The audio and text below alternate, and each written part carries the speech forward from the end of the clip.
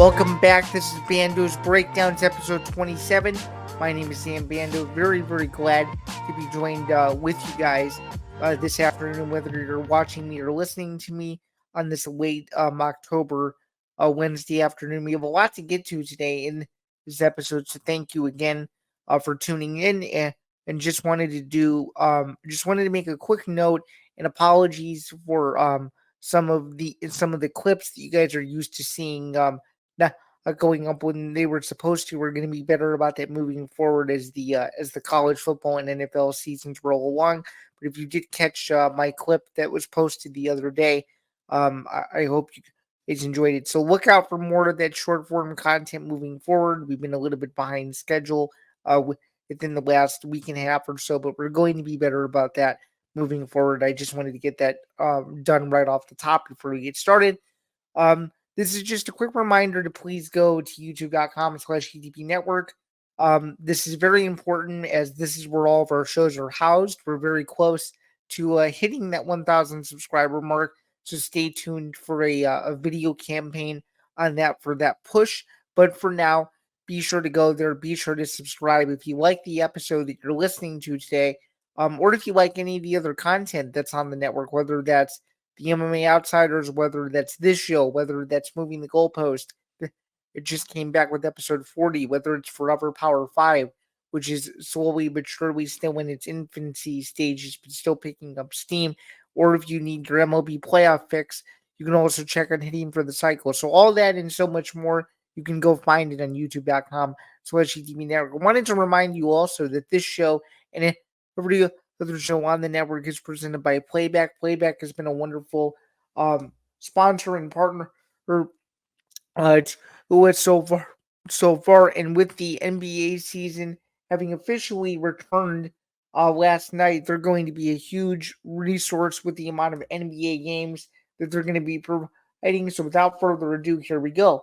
Watching sports is more fun with others, but we spend too much of our time watching alone. Playback is a virtual space where communities can stream live sports together with everyone perfectly synced up. Viewers can hop on stage, deliver their own play-by-play analysis and commentary, and invite viewers up for Q&A. Playback makes watching sports fully interactive and a social experience. Um, from playing fantasy sports, repping your favorite players and teams, and watching with the commentators and communities you care about. Win or lose, sports are best enjoyed together. Again, with the NBA season officially getting underway last night with the doubleheader, you can go to playback.tv/EDP Network to find out more, including our live stream schedule, because it's going to get hectic over the next couple of months. You can check out all of my social content across all platforms at Bando's Breakdown. You can follow myself at Zain Bando at ZanBando99 as I'm a sports journalist and ETV Network co-host across several shows. But now with that out of the way, we're going to get into the show. So this is going to be a packed show this week. We're going to be covering a lot of similar stuff that we did last week, as well as some baseball sprinkled in now that we know who is going to be playing in the World Series. But we're going to lead Zan's overview with a pretty pretty fascinating accomplishment from myself, if I do say so myself. The NFL Week 7 slate in 2024 will be one that I will never forget. I went 13-0-2 against the spread, which means I went 15-0 straight up. That's correct. I picked every single NFL game correctly. I had never done that before. The closest I had ever come to that was a 14-2 mark late last season, and I also went 12-2 in week 6. So I'm very, very pleased with this result. Obviously, first, having gotten none of them wrong, and two, having all the right sweats, if you will, go my way. Detroit winning on a last-second field goal, Arizona winning on a last-second field goal, Philadelphia taking care of business against the Giants, the Commanders dominating the Carolina Panthers, Denver throttling the New Orleans Saints, Green Bay barely beating Houston, having to come back and win that game. There were so many outcomes where, if it was one play here, one play there, I would have had an L in the loss column. I would have had an L in the right hand column, if you will. But thankfully, that didn't happen. Unfortunately, as I alluded to, we had two teams who didn't cover this past week. But that's what's going to happen sometimes. A win is a win, and I'm very very pleased to say that this did occur, because I know it's a very it's a very it's a very rare thing. Not everyone can do it. In fact, what I think makes it even more insane is, just the NFL is such an unpredictable sport. Um, that you just don't know what's going to happen week to week, and and I don't know. I just think it's crazy. So if you had any of my survivor picks, congratulations, you won them all. Um, if you had any upsets like Seattle over Atlanta, congratulations. If you had the Jets blowing another lead, congratulations. Like everything that could go right went right.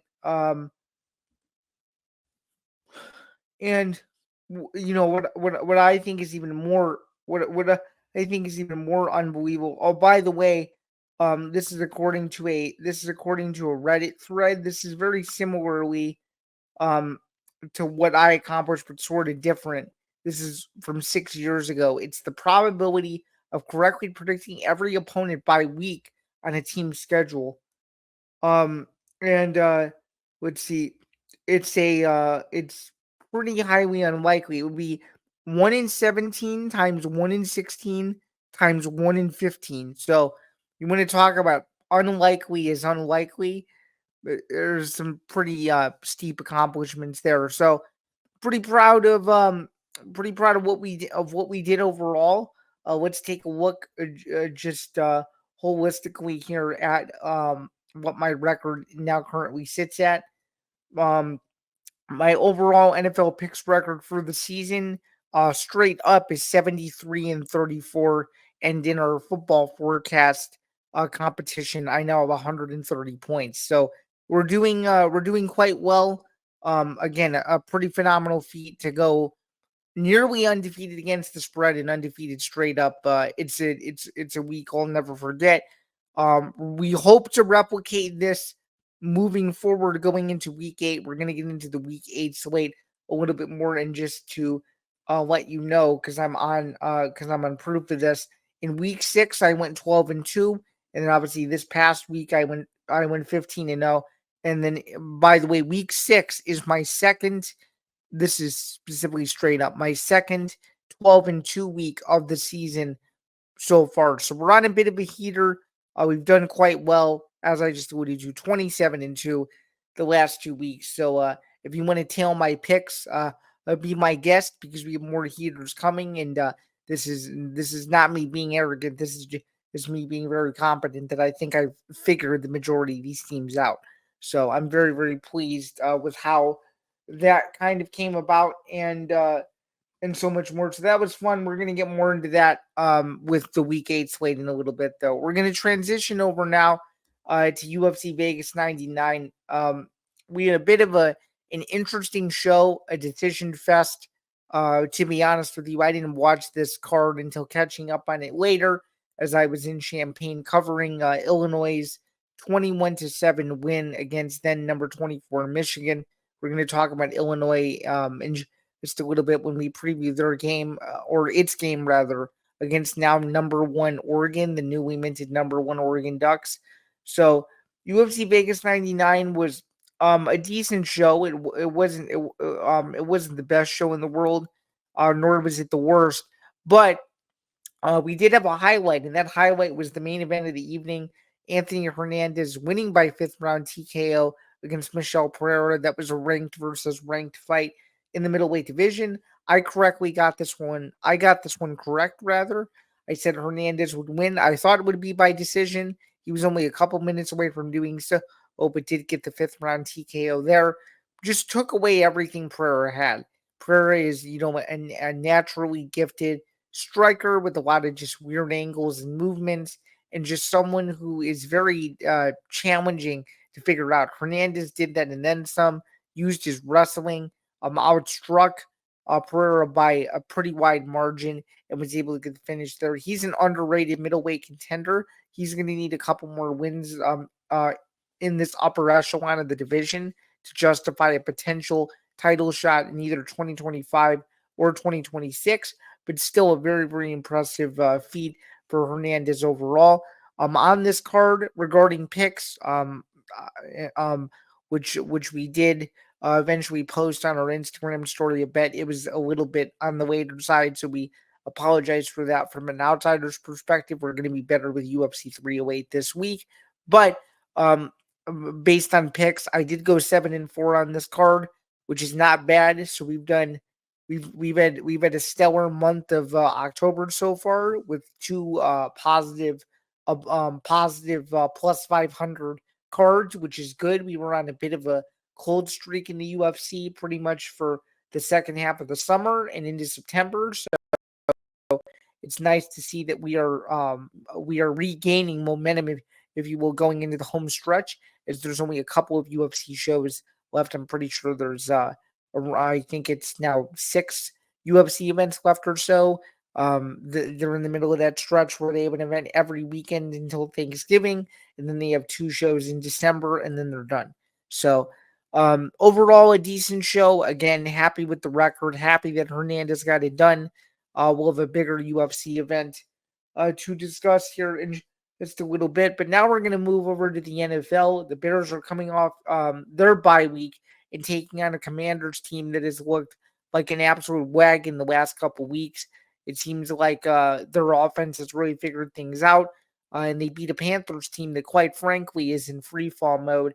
And they'll probably be competing for the number 1 or number 2 overall pick once again in next year's draft. So this is a big game, tough environment in DC there. It should be a good game. I mean, these are potentially 2 of the NFL's future, not future Hall of Famers, but future players that, generations, could grow up with, similar to how, when I was younger, you had a different level of quarterbacks when I was in 7th and 8th grade. You had, Russell Wilson and RG3 and Andrew Luck. You had a bunch of guys. And now in this modern era, a decade later, you got guys like, Caleb Williams and Jane Daniels. There are several other ones too that are still solid.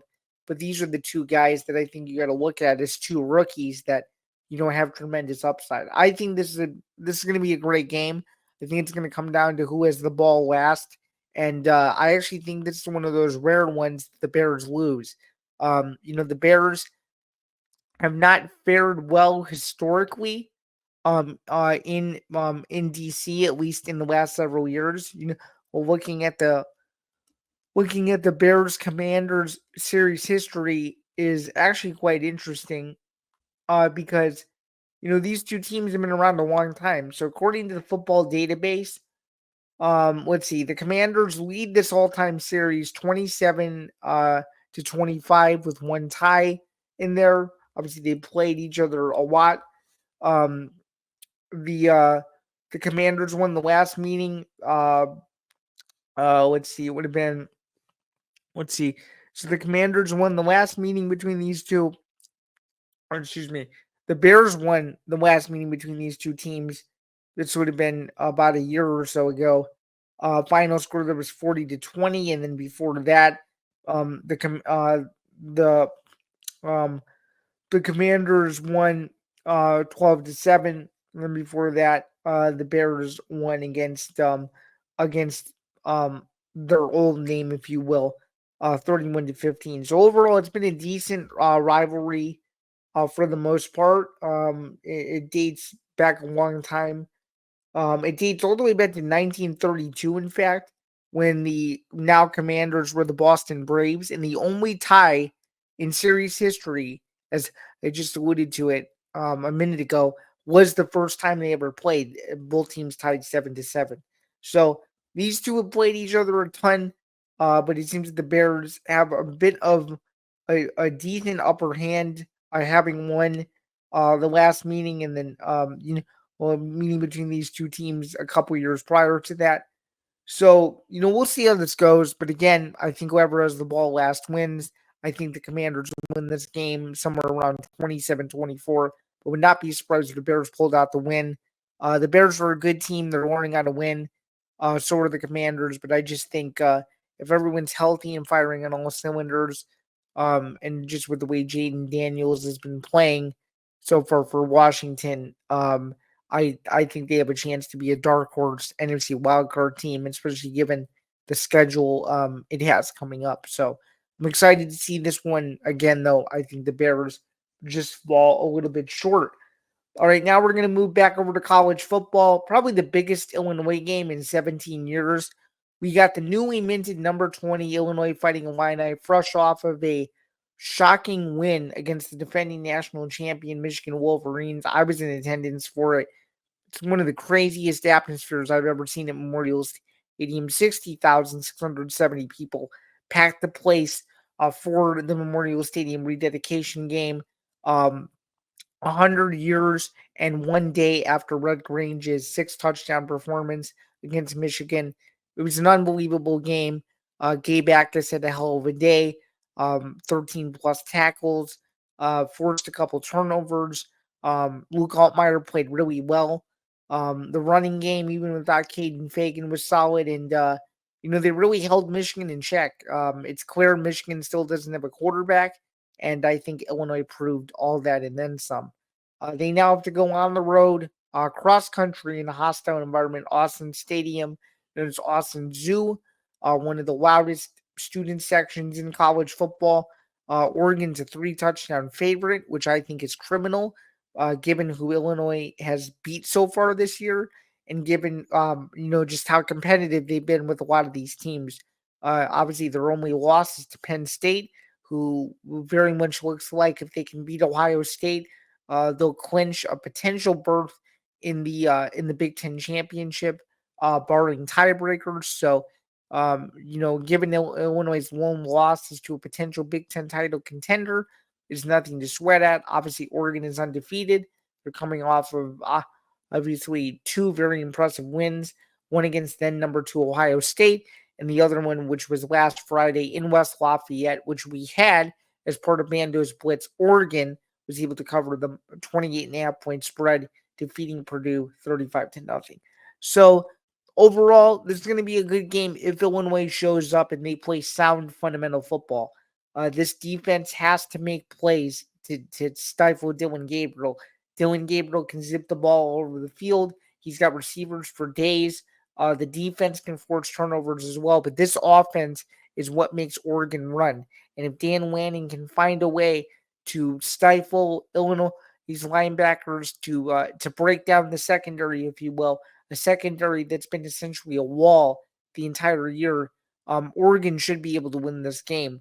The big key is going to be is can Illinois sustain long drives? Can they win the time of possession battle? I think that's going to be very important. In most of Oregon's wins, maybe even if not all of them, they've dominated the time of possession battle, and I think that's one of the reasons why Oregon has been able to win most of these games is because they have the ball longer, especially offensively. So that's something to look at there.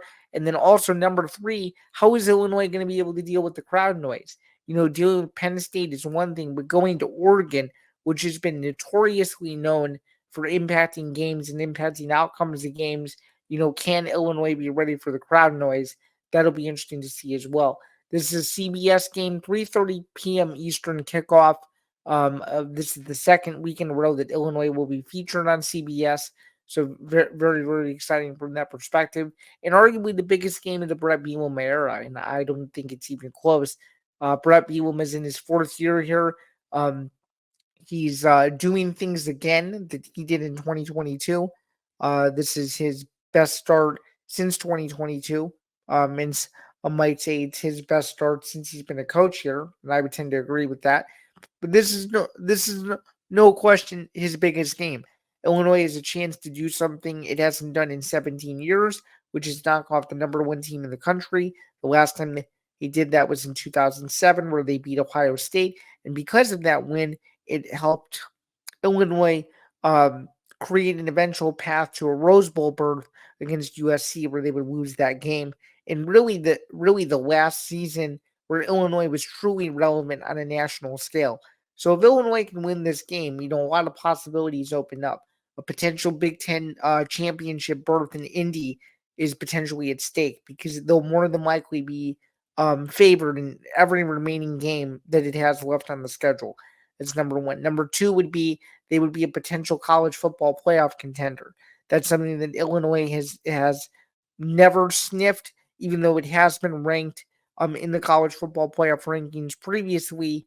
That was only for about a week or so. So that's something to keep in mind as well. And then finally, why this game is important is because it proves that Illinois is no fluke. It proves that last week, wasn't just a blimp, and that Illinois got lucky, and well, they happened to beat a Michigan team that was depleted. If they can go out and they can show that they're competitive, if they lose a close game, I think a lot of people will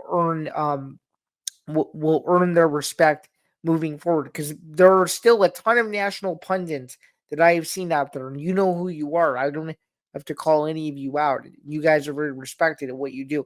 But there are plenty of national pundits who, in my opinion, based on what I've read, have not fully watched this Illinois team to see what they're capable of. Because all you see when they look at Oregon is all the talent that Oregon has. I feel like Illinois has a lot of talent too, and I feel like this line is sort of disrespectful, but it's also a microcosm of the season. Well, a lot of people didn't think Illinois was going to beat Kansas. I certainly didn't think so. A lot of people didn't think Illinois was going to beat Nebraska. I was one of the people that said that they had a chance, given that Nebraska had lost then I think it was 24 or 25 games in a row against an AP ranked opponent. And then a lot of people thought, okay, they look like they're frauds, when they nearly lose to Purdue, when it's clear that it was just a fluke game where the defense didn't play well, but Illinois was able to still win. So there's a lot riding on this game. There's a lot of implications riding on this game just from the Big Ten, both programs, et cetera, et cetera. But I like Oregon to win this game. I think Illinois does cover the spread. I think it's a competitive first half. Obviously, I wouldn't be shocked if Illinois won, just given the story of this team and the season and how majestic it's been so far, and just how really everything's gone its way. So that'll be interesting. But I like Oregon. I think they're number one for a reason. I think they're a shoe in for the Big Ten championship if they can get there. I think they have a chance to win the Big Ten championship if they play Ohio State again, considering that they've already beaten them once before. And I think there's more pressure on Oregon to keep their number one ranking than there is on Illinois. Illinois simply has nothing to lose. So I like Oregon to get the job done. Again, 34-17, a competitive first half for the most part, in a bit of a feel-out process. But I think Oregon is enough to hand Illinois its second loss. But the good news for Illinois, win or lose, is I think it has a chance to have a double-digit winning season, which is something that fans have waited years to see. So that is still relatively on the table. So I'm very, very excited to see how that plays out. All right, now we're going to get into my thoughts on the World Series. We got the Yankees playing the Dodgers, and obviously that series starts later this week. Just wanted to give a quick comment. I correctly predicted that this would be the World Series at the beginning of the year, or at the beginning of the postseason. At the beginning of the year, it was possible, but I hadn't nailed it fully down yet.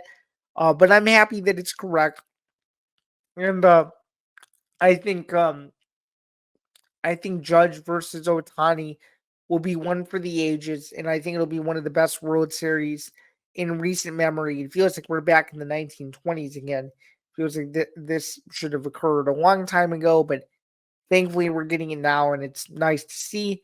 And I'm picking the Yankees to win the World Series. In fact, I want to give you the exact number of games that I had, because I don't want to steer anyone wrong and just speak off the cuff on this. So we're going to make sure we get this right. So yeah, in the MLB playoffs, I was correct. I'm in the 94.8 percentile according to ESPN in my bracket. So I'm very, very pleased with that.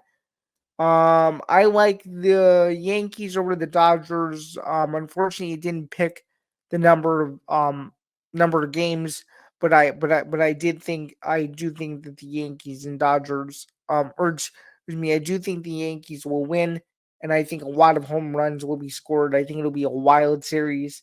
I think it'll go all 7 games, and I think a lot of home runs are going to be scored. Let me just say that I hope the Yankees win. It would be cool either way. Cool for either city, two of the biggest media markets in the United States. So Fox is getting what they want, and who can really blame them? It's going to be a ratings bonanza. So I'm excited to see how the World Series plays out. Now we're going to get into UFC 308. It's taking place in Abu Dhabi this Saturday with a very special afternoon start time. Should be a very, very fun card from Saudi Arabia, one of the best remaining UFC events that the promotion has lined up for the end of the year. The main event, obviously, the UFC Featherweight Championship is on the line. Ilia Topuria making his first defense of his Featherweight Championship against Max Holloway. Very, very exciting stuff. You know, we're just looking forward to the fight, man. I mean, this is arguably Max Holloway's final shot at regaining his featherweight championship that he held for a long, long time.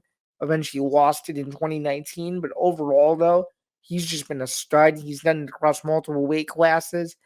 He's fought everyone. He's one of the best boxers in the UFC, much less one of the best boxers in combat sports of all time. So that's something to bear in mind there. And Ilia Topuria, just has all this momentum from Spain, obviously. Someone who just knocked out Alexander Volkanovski to win the belt.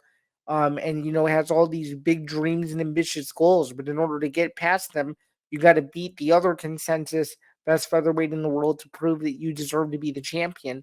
And as I alluded to on the MMA Outsiders, I think Max Holloway has a chance to pull off a stunner in Saudi Arabia, and not Saudi Arabia, Abu Dhabi rather. I'm thinking of the PFL card last week. But I think he has a chance to pull off a stunner, and the reason why I say that is because I think Topuria is too overconfident. Their resumes are non-comparable. Holloway's resume outshines Topuria, and even though Holloway might be on a bit of the older side, he still packs a punch, and he showed that against Justin Gaethje at UFC 300, one of the hardest guys to knock out. Holloway was able to do that.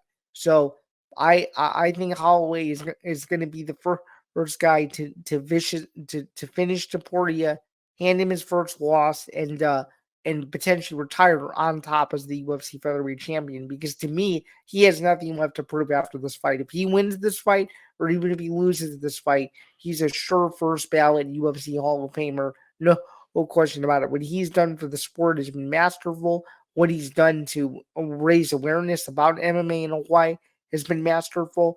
This guy deserves everything and then some. For what he has just going on near the end of his career, and this would be a storybook ending. I'm picking Holloway to win this fight, 4th round TKO. Would love to see it happen. Would be a great story, and it would show that anything is possible, and you can fight for the championship numerous times and still have a shot to shock everyone. So I'm excited for this fight.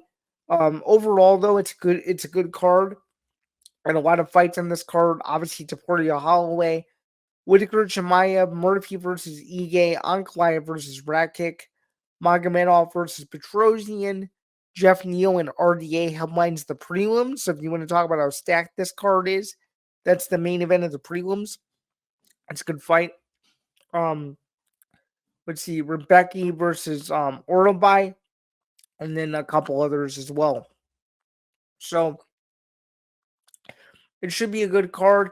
The prelims begin at 10 a.m. Eastern, with the main card starting at 2 p.m. Eastern. So I'm excited to talk about this a lot more next week when we recap it. So it should be a great show. Oh, and by the way, because I didn't mention this in the other segment when talking about UFC Vegas 99, my overall UFC record has since improved with that 7-4 mark last week to 234, 190, and 4. All right, moving away from Abu Dhabi and back over to the United States. Now, one more college football game to preview. We got Northwestern traveling to Kinnick Stadium to take on Iowa, looking for a win to essentially save its season. And I'm sorry, with the way Northwestern played last week, I don't really think this team is going anywhere. I think I was the better team. I think they're better offensively, defensively, and on special teams. I think they just had a slip up against Michigan State. This is an easy win for Iowa. They can win by whatever they want. They'll probably end up winning like 31-7 or 31-10, somewhere in there. I just don't think this Northwestern team is was last year, simply put. They have too many injury concerns. They have too many quarterback issues, and only scored 3 points against a Wisconsin team that's in my opinion a little suspect given who they played and given who they beat. I think this is bad news for David Braun and company. So chalk this one up as a loss. And as I alluded to a couple weeks ago before the Maryland game, even though they did win that one, the only game I see Northwestern winning for the rest of the year is Purdue, and that's probably it.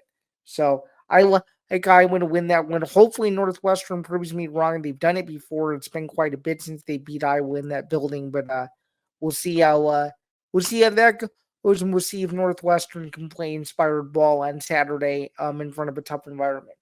So there's that. That's going to do it, though, for Zan's overview. We're going to move over to Zan Zinger, and I just wanted to quickly make mention of this. As I alluded to earlier in the show, UFC 308 is a daytime card, and I just think the daytime cards, are better for everyone. I understand that ESPN has a contract with the UFC, and they gotta push for as many nighttime pay-per-views as they can. But man, to be able to watch fights during the day and have the rest of the day free to do whatever you want from 7 to 11 at night is pretty awesome. And this is one of those rare times where we get to do that. Thankfully, the UFC fight nights make up for that. They're during the day. Sometimes as well, as was the case the last couple of weeks, the UFC event I went to, as well as last week's show. So that's obviously great.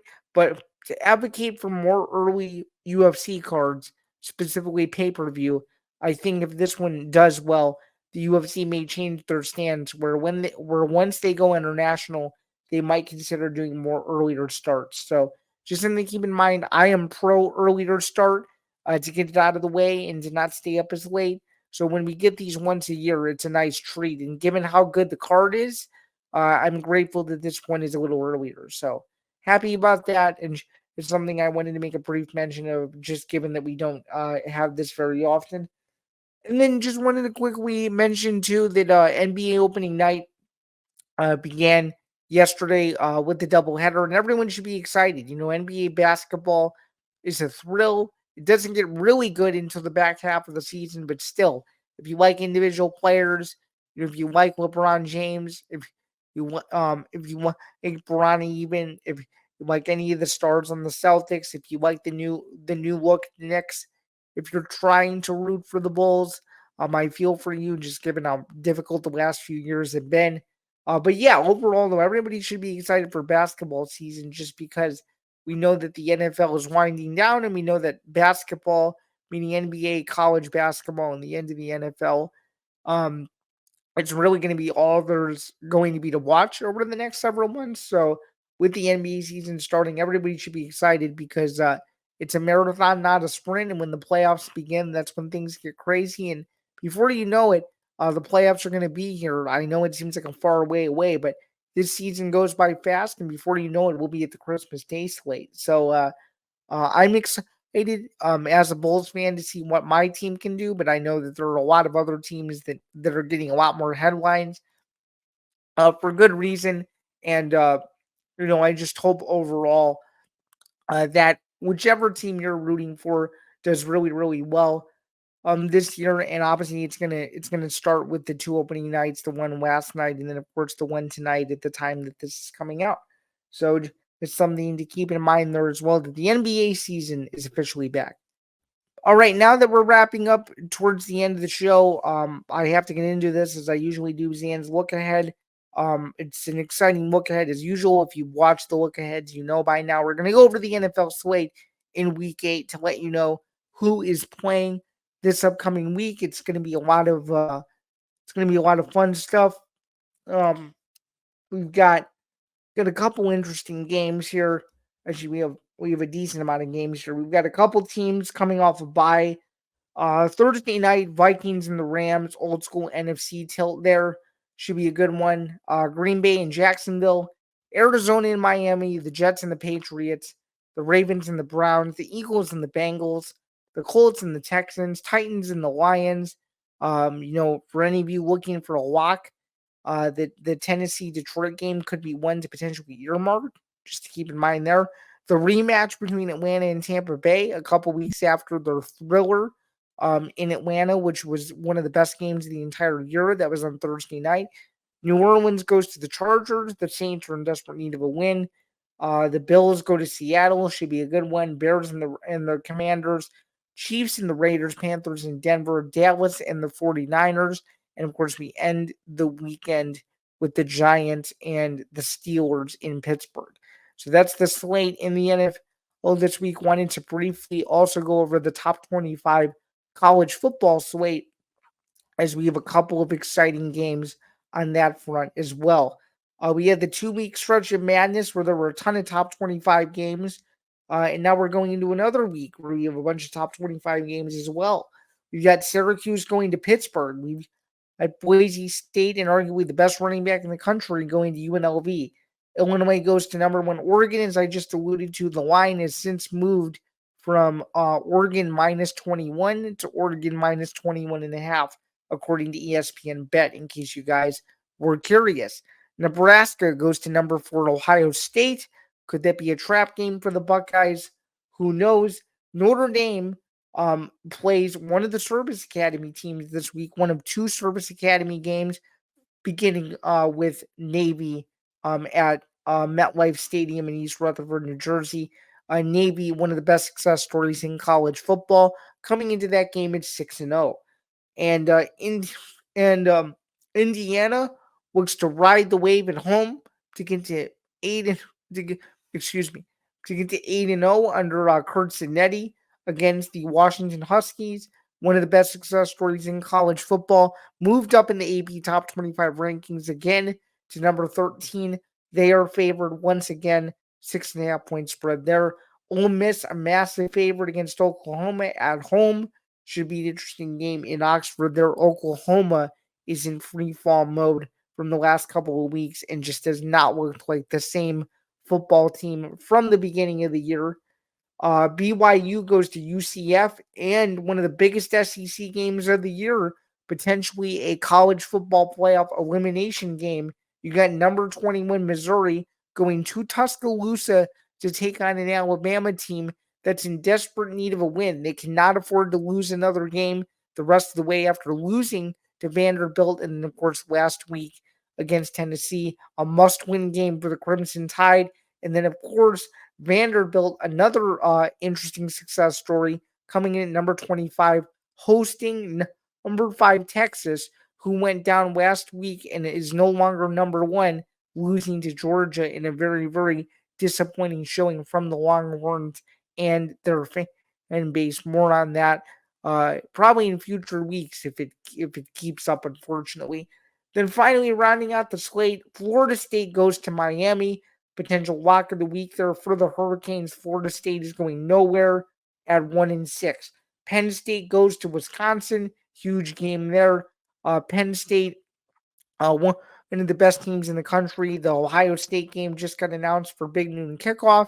To the disappointment of everyone, given that Penn State is more of a nighttime program, and obviously that whiteout game is a special game for the Nittany Lions, and for that, for that part of the schedule to be a bit non-traditional is a little disappointing. So I can totally feel for the Penn State faithful there. Penn State favored by 6.5 could be on potential upset watch, considering how well Luke Fickell and his team have been playing. And then finally, rounding out the slate, LSU versus Texas A&M. Kansas goes to Kansas State. And of course, number 22 SMU goes to Duke. So it should be a good slate in college football this week as well.